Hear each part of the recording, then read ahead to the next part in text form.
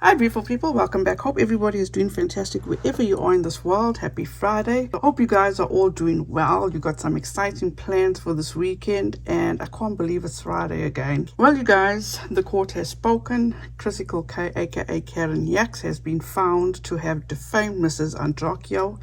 Let's discuss all this, but before that, my usual disclaimer. Please do not take what I say as fact.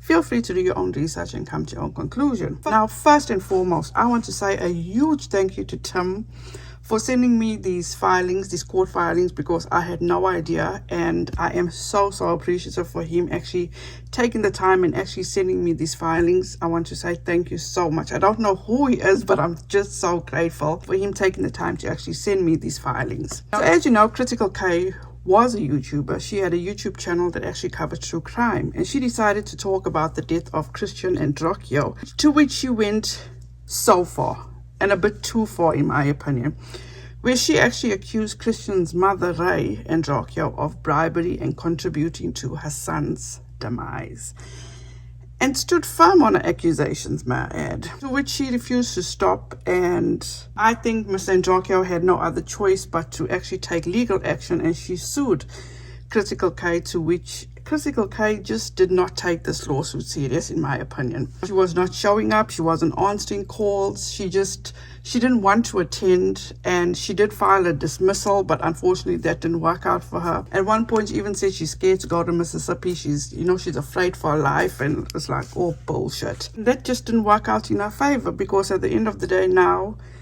the court has decided that she is responsible to actually pay out to Ms. Andreachio over $500,000. You're most welcome to pause and read the entire filing.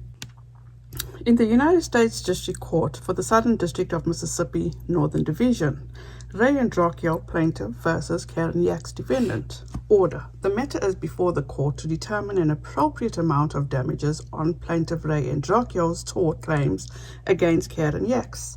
The factual allegations are set forth in the well-pleaded complaint and need not be recited at length. They are taken as true for present purposes. The short version is this. On her internet webcast, Yax accused Andreachio, a healthcare provider, of committing bribery and contributing to the untimely deaths of Andreachio's son and one of Andreachio's patients.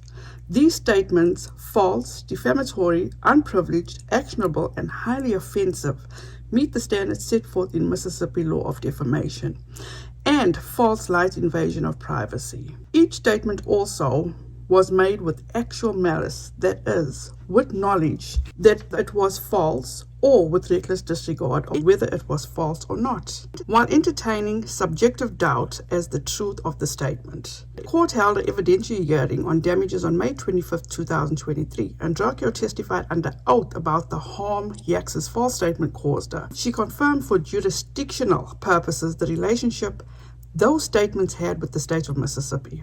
Andreachio then provided as a point reference a decision by Judge Sampson awarding $75,000 to a victim of defamation.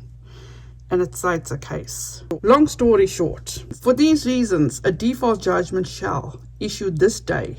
It shall be comprised of $325,000 in compensatory damages, $165,000 in punitive damages, and $11,000 in reasonable attorney's fees, with interest to run on the total at the applicable federal rate. So ordered on the 20th of July 2023, Carlson W. Reeves, United States District Judge. First of all, this is a very expensive lesson to be taught. I hope she learns from this and does the right thing moving forward, and will learn to humble herself and also think before she reacts.